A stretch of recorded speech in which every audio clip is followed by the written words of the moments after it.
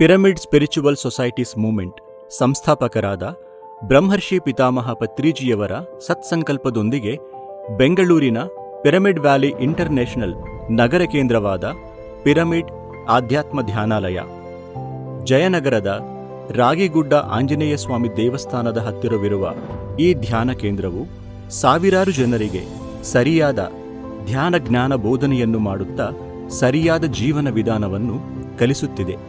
ಪ್ರತಿ ಮಂಗಳವಾರ, ಶನಿವಾರ ಅನೇಕ ಪಿರಮಿಡ್ ಮಾಸ್ತರ್ಗಳು, ಸ್ವಾಮೀಜಿಗಳು, ಯೋಗಿಗಳು ಈ ಧ್ಯಾನ ಕೇಂದ್ರದಲ್ಲಿ ಉಚಿತ ಧ್ಯಾನ ಜ್ಞಾನ ಬೋಧನೆಯನ್ನು ಮಾಡುತ್ತಾ ಪ್ರಸಾದ ವ್ಯವಸ್ಥೆಯನ್ನೂ ಮಾಡುತ್ತಾ ತಮ್ಮ ನಿಸ್ವಾರ್ಥ ಸೇವೆಯನ್ನು ಸಲ್ಲಿಸುತ್ತಿದ್ದಾರೆ. ಅವರೆಲ್ಲರಿಗೂ ಆತ್ಮಪೂರ್ವಕ ಪ್ರಣಾಮಗಳು. ಒಂದು ಕಲ್ಲು ಸಕ್ಕರೆ,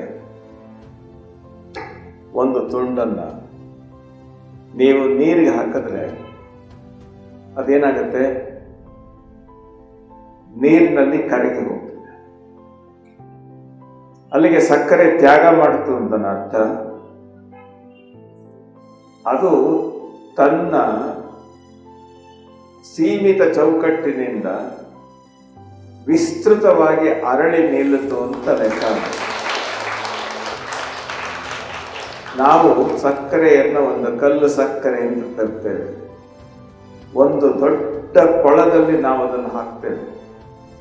ಸಕ್ಕರೆ ಕರಗಿ ಹೋಯಿತು. ಎಲ್ಲಿ ಹೋಯಿತು? ಆ ನೀರಿನ ಒಂದೊಂದು ಕಣಗಳಲ್ಲಿಯೂ ಅದು ಸೇರ್ಕೊಳ್ಳುವುದು. ನೋಡಿ, ಸಕ್ಕರೆ ನೀರಿನಲ್ಲಿ ಕರಗಿದ ಮೇಲೆ ಆ ನೀರಿನ ಮೇಲಿನ ಹನಿಯಿಂದ ಹಿಡಿದು ಕೆಳಗಿನ ಹನಿಯವರೆಗೆ ಎಲ್ಲದರಲ್ಲಿಯೂ ಸಮ ಪ್ರಮಾಣದಲ್ಲಿ ಮಿಶ್ರಣವಾಗಿರ್ತದೆ. ಆ ದೃಷ್ಟಿಯಿಂದ ಗುರುವರ ಪತ್ರಿಜಿಯವರು ಎಲ್ಲ ಸಾಧಕರ, ಎಲ್ಲ ಧ್ಯಾನಾಸಕ್ತರ, ಎಲ್ಲರ ಅಂತರಂಗದಲ್ಲಿ ಕಣಕಣಗಳಲ್ಲಿ ಸಮ್ಮಿಲನವಾಗಿದೆ. ಇದನ್ನ ತ್ಯಾಗ ಅಂತ ಹೇಗೆ ನಾವು ಕರೆಯೋದು? ಹೌದು, ಸಕ್ಕರೆ ನಮ್ಮ ಕಣ್ಣಿಗೆ ಕಾಣ್ತಾ ಇಲ್ಲ. ಹಾಗಾದ್ರೆ ಅದು ಇಲ್ಲವಾಯ್ತಾ? ಅದು ಎಲ್ಲವೂ ತಾನೇ ಆಯಿತು. ಹಾಗೆ ನೋಡಿ, ಪ್ರತಿಯೊಬ್ಬ ಆತ್ಮ ಚೈತನ್ಯ ಇದೆಯಲ್ಲ, ಇದು ಸಕ್ಕರೆಯ ಕಣಕಣಗಳು. ಉಸಿರು ಬಂದಾಗಿನಿಂದ ಹಿಡಿದು ಉಸಿರು ನಿಲ್ಲುವವರೆಗೆ ನಾವು ಮಾಡಬೇಕಾದದ್ದು ಏನು? ಇದು ಬಹಳ ದೊಡ್ಡ ಪ್ರಶ್ನೆ ಎಲ್ಲರಿಗೂ. ಉಸಿರಾಟದ ಸದುಪಯೋಗವನ್ನು ಪಡೆದುಕೊಳ್ಳಬೇಕು ಅಂತಂದರೆ, ನಮ್ಮ ಮಾನವ ಜನ್ಮವನ್ನು ಸಾರ್ಥಕ ಮಾಡಿಕೊಳ್ಳಬೇಕು ಅಂತ ನಾವು ಬಯಸಿದರೆ ನಾವು ಏನು ಮಾಡಿದರೆ ಸಾರ್ಥಕ ಆಗುತ್ತದೆ? ಮನೆ ಮೇಲೆ ಮನೆ ಕಟ್ಟಿದರೆ ಸಾರ್ಥಕ ಆಗುತ್ತದೋ? ಒಂದು ಹೊಲ ಇದ್ದದ್ದು ಒಂದು 10 ಎಕರೆ, 100 ಎಕರೆ, 1000 ಎಕರೆ ಜಮೀನು ತಗೊಂಡ್ರೆ ಸಾರ್ಥಕ ಆಗುತ್ತದೋ? ಏನು ಒಂದು ತೊಲಿ ಬಂಗಾರ ಇದ್ದದ್ದು ಒಂದು 10 kg ಬಂಗಾರ, 1 ಟನ್ ಬಂಗಾರ ತಗೊಂಡು ಅದನ್ನು ಕೂಡಿಟ್ರೆ ಮಾನವ ಜನ್ಮ ಸಾರ್ಥಕ ಆಗುತ್ತೋ? ಏನು ಮಾಡಿದರೆ ಸಾರ್ಥಕ ಆಗುತ್ತೆ? ನಾವೆಲ್ಲರೂ ಕೂಡ ಯಾವುದಕ್ಕೋಸ್ಕರವಾಗಿ ಬದುಕುತ್ತಾ ಇದ್ದೇವೆ? ಬಹುಶಃ ನಮಗೆ ತಿಳಿದೋ ತಿಳಿಯದೆಯೋ ನಮ್ಮ ಜೀವನದ ಸಮಯವನ್ನು ಅತ್ಯಂತ ಅಮೂಲ್ಯವಾಗಿರುವಂಥದ್ದು ಮತ್ತೆ ಎಂದೂ ತಿರುಗಿ ನಮ್ಮ ಹತ್ತಿರ ಬರೋದಿಲ್ಲ. ಮರಳಿ ಯೌವನವನ್ನು ಪಡೀಲಿಕ್ಕಾಗೋದಿಲ್ಲ.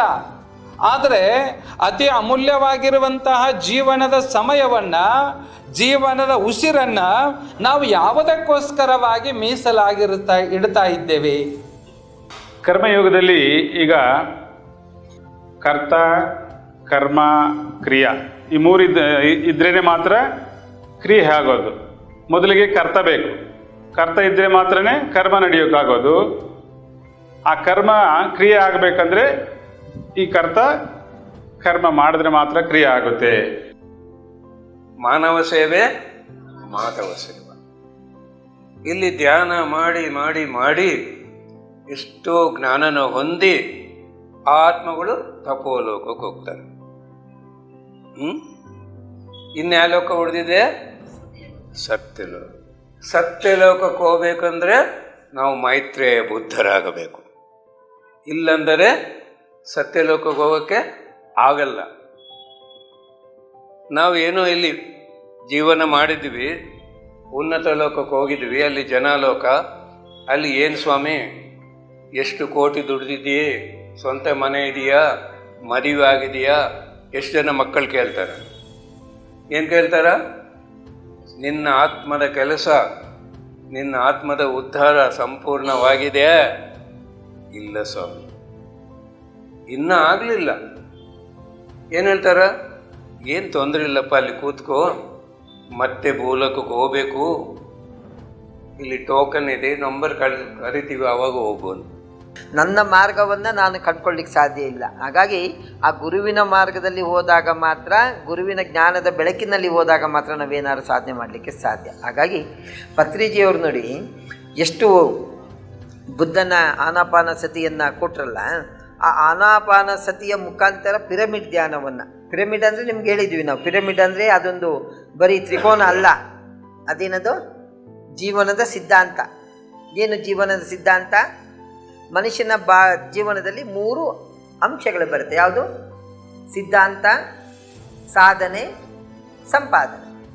ಸೇವೆ ಅಂದಾಗ ನಿರಂತರ, ಅದಕ್ಕೆ ಎಂಡ್ಲೆಸ್ ಅಂತ ಹೇಳ್ತಾರೆ, ಇನ್ಫಿನಿಟಿ ಅಂತ ಹೇಳ್ತಾರೆ. ಈ ಧ್ಯಾನದಲ್ಲಿ ನಾವೇನಾದ್ರು ಗಳಿಸ್ಬೇಕಾದ್ರೆ, ಏನಾದ್ರು ಉಳಿಸ್ಕೊಳ್ಬೇಕಾದ್ರೆ, ಈ ಒಂದು ನಾವು ಈ ಶರೀರದಲ್ಲಿ ನಾವಿದ್ದಾಗ ಇಲ್ಲಿ ಗಳಿಸಿದ್ದು ನಾವು ಇಲ್ಲೇ ಬಿಟ್ಟು ಹೋಗ್ತೀವಿ. ಏನಾದ್ರು ಮುಂದಿನ ಒಂದು ನಾವು ಏನಾದ್ರು ಉಳಿಸ್ಕೊಳ್ಬೇಕಂದ್ರೆ ನಾವು ಒಂದು ಸೇವೆ, ಸರ್ವೀಸ್ ಅಂತ ಹೇಳ್ತೀವಿ. ಈ ಸರ್ವೀಸ್ ಮಾಡಿದಾಗ ಅದನ್ನು ಮುಂದೆ ನಾವು ಡಿಪಾಸಿಟ್ ಇಟ್ಕೊಳ್ಬೇಕು. ಯಾಕೆಂದರೆ ಈ ದೇಹ ತಗೊಂಡು ಬಂದಿರೋದೇ ನಾವು ಉನ್ನತಿಗೋಸ್ಕರ. ಏನು ಎಲ್ಲರಿಗೂ ಒಂದು ಕ್ವಶನ್ ಇದ್ದೇ ಇರುತ್ತೆ, ಏನು ಬಂದ್ವಿ, ಹೆಂಗೆ ಬಂದ್ವಿ, ಯಾಕೆ ಬಂದ್ವಿ ಅನ್ನೋದು ಎಲ್ಲರಿಗೂ, ಪ್ರತಿಯೊಬ್ಬರಿಗೂ ಕ್ವಶನ್. ನಮ್ಮ ಆಧ್ಯಾತ್ಮಿಕ ಧ್ಯಾನಾಲಯ ಇದೇ ರೀತಿ ಮುಂದುವರ್ಕೊಂಡು ಹೋಗಬೇಕು. ಅದಕ್ಕೆಲ್ಲರೂ ತಮ್ಮ ತನು ಮನ ಧನನ ಅರ್ಪಿಸಿ ಈ ಆಧ್ಯಾತ್ಮಿಕ ಧ್ಯಾನಾಲಯದಲ್ಲಿ ನಡೆಯೋ ಪ್ರತಿಯೊಂದು ಕಾರ್ಯಕ್ರಮದಲ್ಲಿಯೂ ಭಾಗವಹಿಸಿ ಈ ಆಧ್ಯಾತ್ಮಿಕ ಧ್ಯಾನಾಲಯನ ಸಕ್ಸಸ್ ಮಾಡಿಕೊಡ್ಬೇಕು ಅಂತ ತಮ್ಮೆಲ್ಲರಿಗೂ ಕೇಳ್ಕೊಳ್ತಾ, ಗುರೂಜಿಯವರಿಗೂ ಎಲ್ರಿಗೂ ವಂದಿಸ್ತಾ ನಾನು ನನ್ನ 2 ಮಾತುಗಳನ್ನು ಮುಗಿಸ್ತಾ ಇದ್ದೀನಿ. ತಂಡದ ರೀತಿ ಒಂದು ನಾವೆಲ್ಲರ ಇನ್ವಾಲ್ವ್ಮೆಂಟ್ ಬೇಕಾಗಿದೆ. ಎಲ್ಲರೂ ತಾವು ಏನು ಜವಾಬ್ದಾರಿಗಳನ್ನು ಹಂಚಿಕೊಂಡಿದ್ದೀರಾ, ತೆಗೆದುಕೊಂಡಿದ್ದೀರಾ, ಅದನ್ನು ಶ್ರದ್ಧೆಯಿಂದ, ಕ್ರಿಯಾಶೀಲತೆಯಿಂದ ಎಲ್ಲರೂ ಮೆಚ್ಚುವ ರೀತಿಯಲ್ಲಿ ನಾವು ಆ ಕಾರ್ಯಕ್ರಮದಲ್ಲಿ ಪಾಲ್ಗೊಂಡು ನಮ್ಮ ಜವಾಬ್ದಾರಿಗಳನ್ನು ನಾವು ನಡೆಸೋಣ.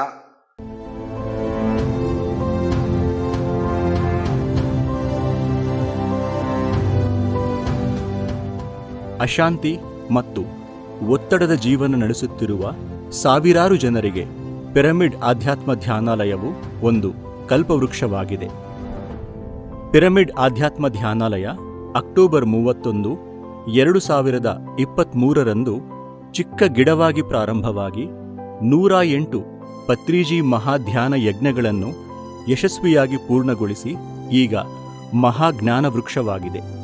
ಈ ಮಹಾಯಜ್ಞಕ್ಕೆ ಸಹಾಯ ಹಸ್ತವನ್ನು ನೀಡುತ್ತಿರುವ ಎಲ್ಲರಿಗೂ ಧನ್ಯವಾದಗಳು. ಪ್ರತಿ ಜ್ಞಾನ ತರಗತಿಯನ್ನು ರೆಕಾರ್ಡ್ ಮಾಡಿ ಕರ್ನಾಟಕದಾದ್ಯಂತ ತಲುಪಿಸುತ್ತಿರುವ PMC ಕನ್ನಡ ಚಾನೆಲ್ ಸಿಬ್ಬಂದಿಯವರಿಗೆ ಹೃತ್ಪೂರ್ವಕ ಧನ್ಯವಾದಗಳು. ಪ್ರತಿಯೊಬ್ಬರೂ ಆನಂದ, ಆರೋಗ್ಯ ಜೀವನವನ್ನು ನಡೆಸಬೇಕೆಂದರೆ ಸರಿಯಾದ ಧ್ಯಾನ, ಜ್ಞಾನದ ಅಗತ್ಯವಿದೆ. ಆದ್ದರಿಂದ ಪ್ರತಿಯೊಬ್ಬರೂ ಧ್ಯಾನ ಮಾಡಲೇಬೇಕು.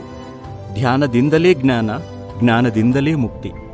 ಧ್ಯಾನವನ್ನು ಕಲಿಸಲು ಇಂತಹ ಆಧ್ಯಾತ್ಮ ಧ್ಯಾನಾಲಯಗಳು ಎಲ್ಲೆಡೆ ಬರಬೇಕೆಂಬುದು ಪತ್ರಿಜಿಯವರ ಆಶಯ. ಆ ಮಹಾಸಂಕಲ್ಪದಲ್ಲಿ ನಾವೆಲ್ಲರೂ ಭಾಗಿಯಾಗೋಣ. ಜೈ ಧ್ಯಾನ ಜಗತ್, ಜೈ ಸಸ್ಯಾಹಾರ ಜಗತ್, ಜೈ ಪಿರಮಿಡ್ ಜಗತ್.